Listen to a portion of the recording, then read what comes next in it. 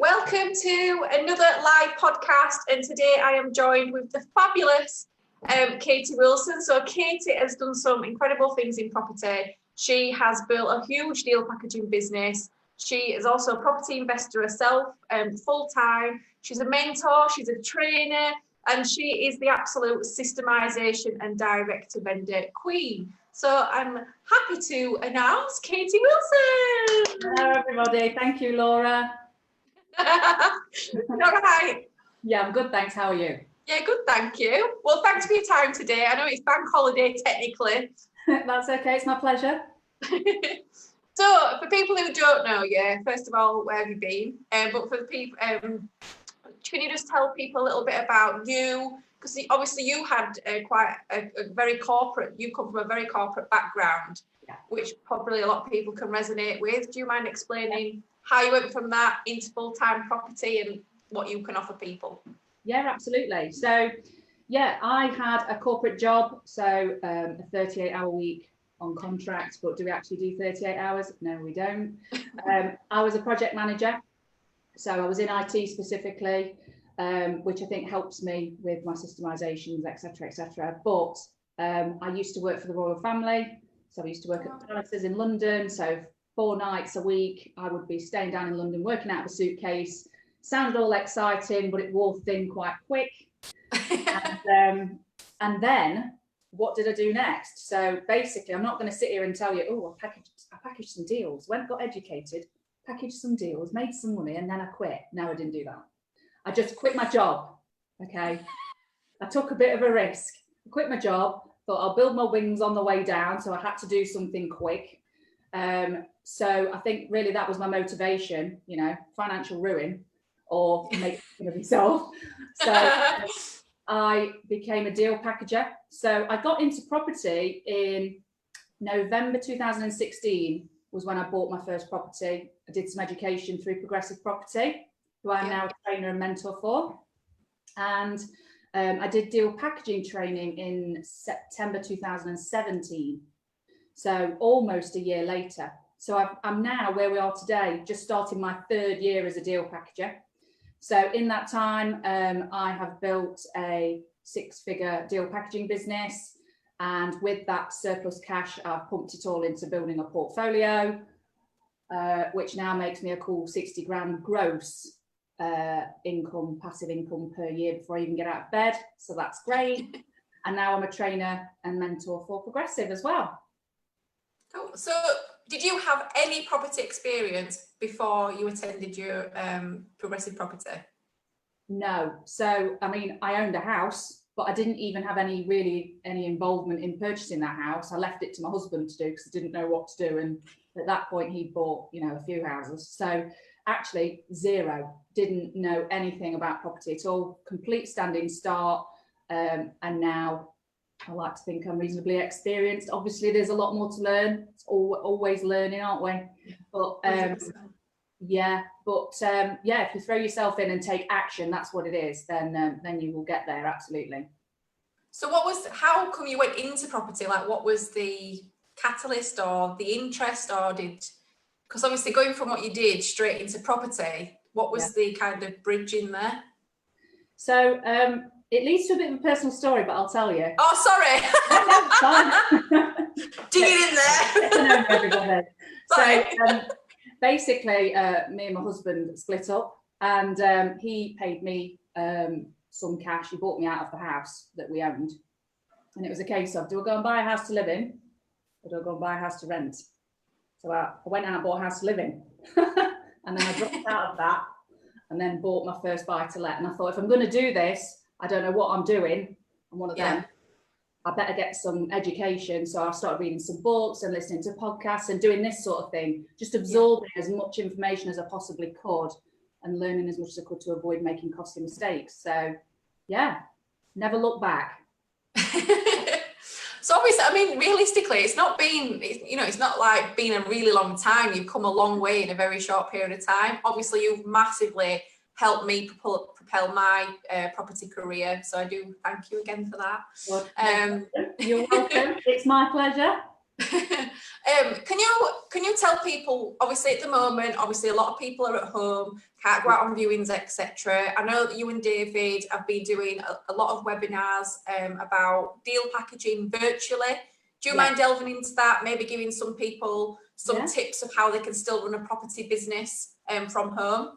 Absolutely. I mean, specifically aimed at deal packaging, Laura, I think that now is the time to take action. If you have been trained or are interested in becoming a deal packager, now is the best time ever. So first of all, because I mean, I haven't got a crystal ball, but I have a feeling, an almost certain feeling, that we're going to take a big dip with property values. But I actually feel strongly that they're going to recover quite quickly.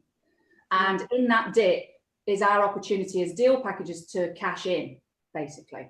So now is the time to start building your brand. So get yourself on social media, tell people what you're doing. Even if you don't know really what you're doing, just show that you're active. Even if you're just sharing links to stuff you've found on Rightmove that you think might be a deal, just anything that's property related, just try and share stuff on social media, get people following you, get in people's mind space, so that when we do get rolling from an investor point of view, you've already filled some people's mind space and you've got people watching you. You don't realise you've always got investors watching. So that's one side of the coin. And with deal packaging, the deals side, so there's going to be a lot of people, I mean, we know already a lot of people have either lost their jobs or have been furloughed or whatever, and no one really knows what's going to happen. And it's almost certain that there's going to be an awful lot of people struggling financially out at the other end of this, even when we get back to normal. So now's our opportunity to market.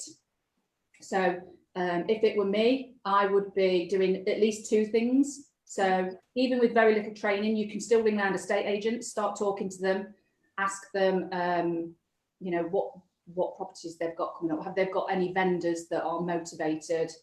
Try and basically start building relationships with them now, so that when stuff starts rolling again, they're calling you.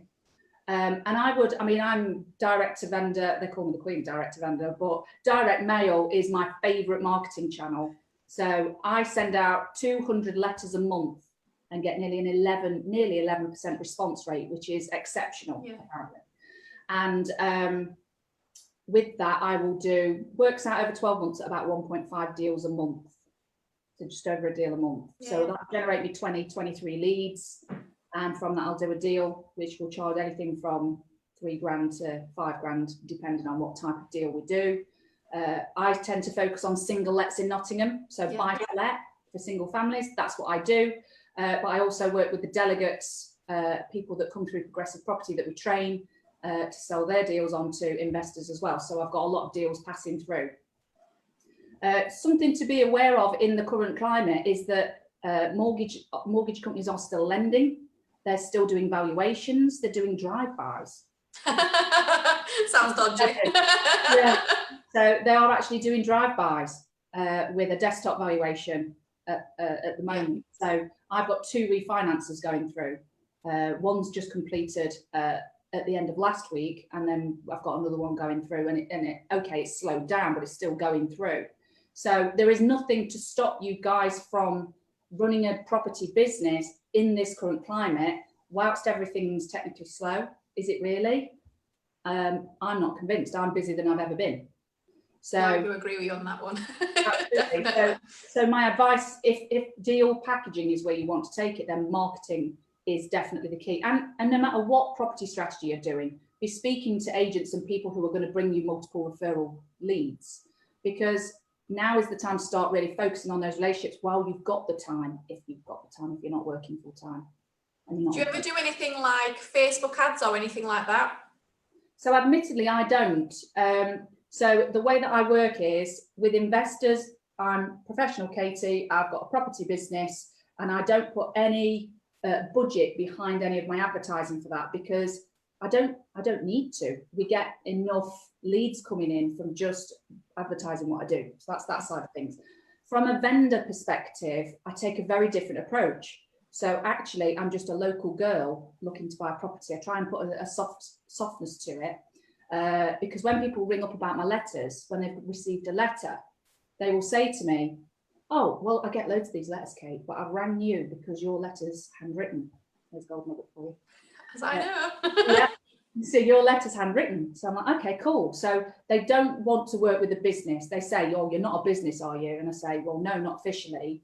I do buy my properties and put them in a limited company, but that's all. Not one of these big buying companies.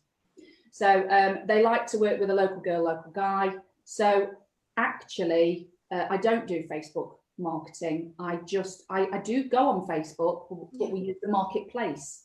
So we're looking for people who are advertising their properties for rent and for sale, and we target those people, as well as Gumtree. Gumtree is a great place. And you've also got, you use Purple Bricks quite a lot, don't you, Katie? Yes, Purple Bricks is brilliant. The way that it works brilliantly from a deal packaging perspective, because Purple Bricks, the valuers are the people that you need to be talking to, because the valuers get paid on instruction. So it doesn't matter what that property sells for on price or when it sells. They just want an easy life. And I know from being so close to a handful of them that they spend maybe 2 days a week just doing admin, floor plans, descriptions, everything. They're pretty much self-employed. So if you understand what motivates them, making their life easy. So if you're coming in and saying, well, if you've got a motivated seller, I can make them a cash offer. If we're in the ballpark, then there's a very good chance you'll do a deal. They then don't have to do the floor plans. Okay, they're going to have to take some photos, but they don't then have to do the description and sit there and spend a load of time uploading stuff to the internet.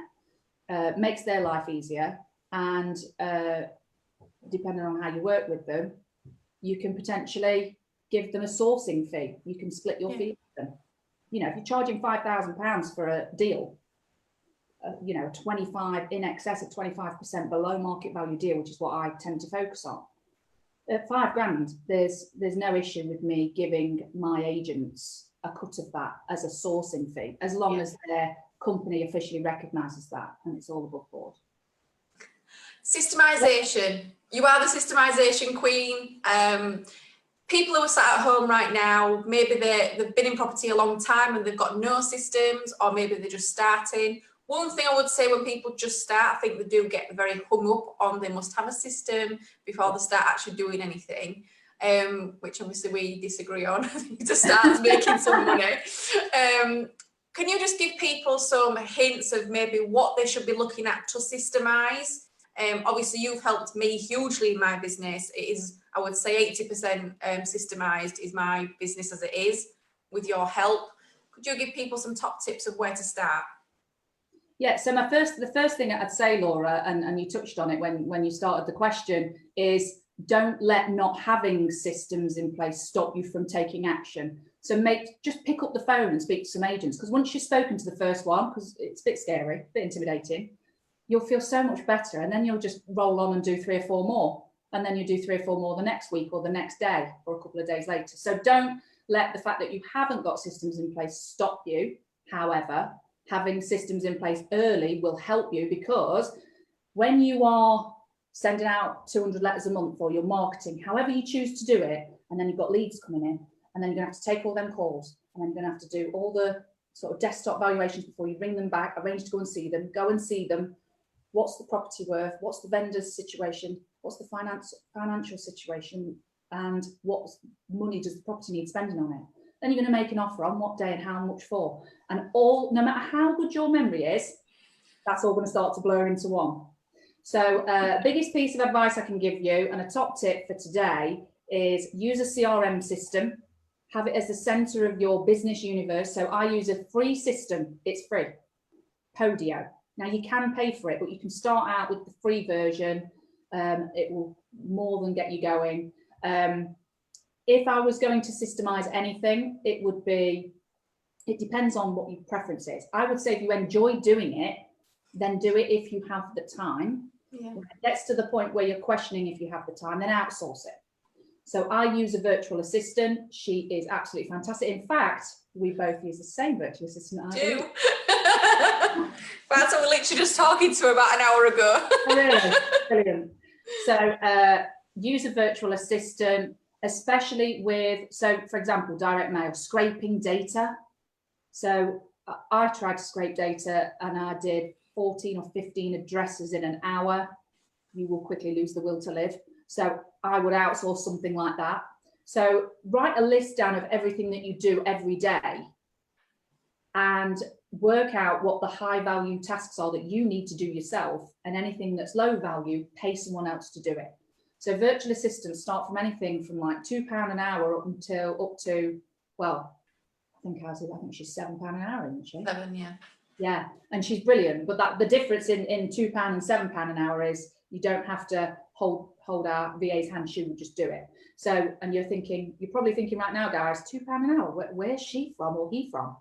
So our virtual assistant is in the Philippines. She's brilliant. Her first language is English.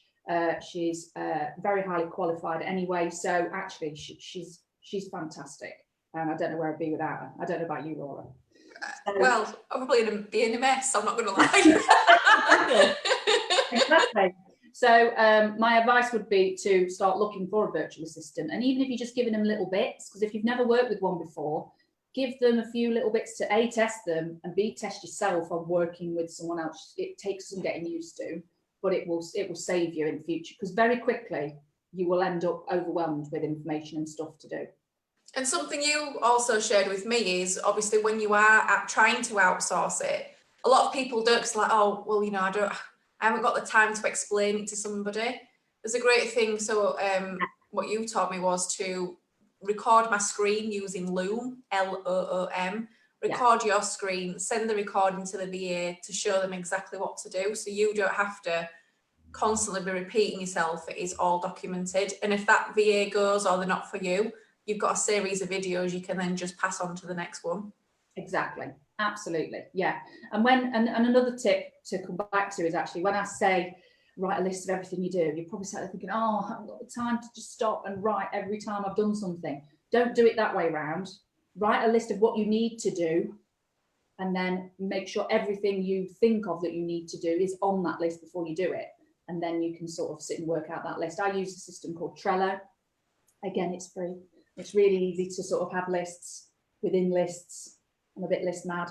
So if there's something I can outsource, I'll drag it over to give it to the virtual assistant, or Katie needs to do that one, or later. My list is things I don't like to do. Yeah, basically, exactly. Yeah. So Katie, obviously we're currently on lockdown at the moment. Obviously this live will be turned into a podcast, so people who are listening after maybe lockdown's lifted, what have you changed in your business now, and what do you see changing forever within property after we've lifted lockdown? So that's a really good question, Laura. I think what I've changed sort of right now is viewings. So I refuse to accept the fact that because we're in lockdown, I can't look at a property. So first of all, I could go and do a drive-by from outside. And second of all, and most powerful, is the use of technology. Just try and do a virtual viewing. There's some vendors out there that are just not going to be able to do it. But on the whole, most people have got a smartphone these days. Yeah. And you can do either a FaceTime or a WhatsApp video call or something simple. And write yourself a checklist of all the expensive and important things to check off, because when you're walking around a house in person, which we can't do at the moment, think about it. You're going to walk to the house, you're going to look at the outside first, because that's what you're going to see first. When you're ringing someone and they answer the phone, they're already inside the house most likely. Yeah. So you're going to miss the outside. And if you're not thinking about it, you won't even check. I mean, it could be derelict. Right? So write a list of all the expensive things that you need to make sure that you see on that virtual viewing. Things like boiler, electrical consumer unit, windows, roof, bathroom, kitchen. They're your main things that are going to cost you a lot of money if you miss them. The other things will tot up. But start to write a list, compile yourself a list, and do virtual viewings, because you can still make an offer based on a virtual viewing.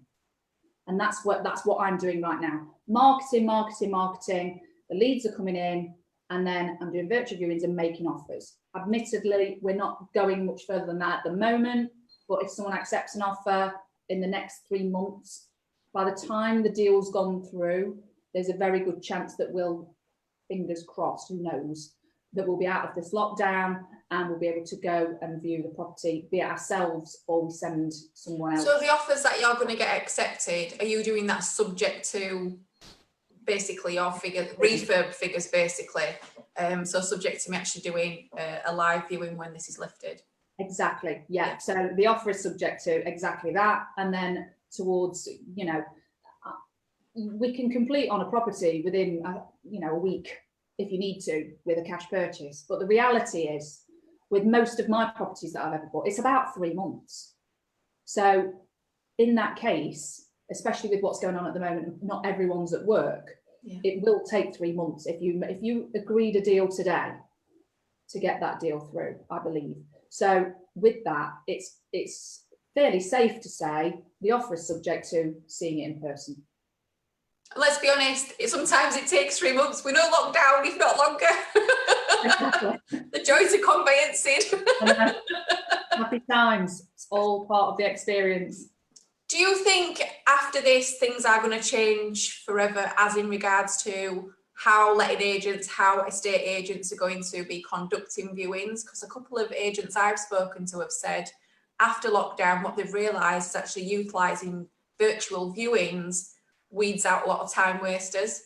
Yeah, and I think that actually will make our lives easier, especially if you're like me and you like to basically not do a lot. I've got a business, don't get me wrong, but I like to outsource it, systemize it, automate it, and if I can do it all from home, then great.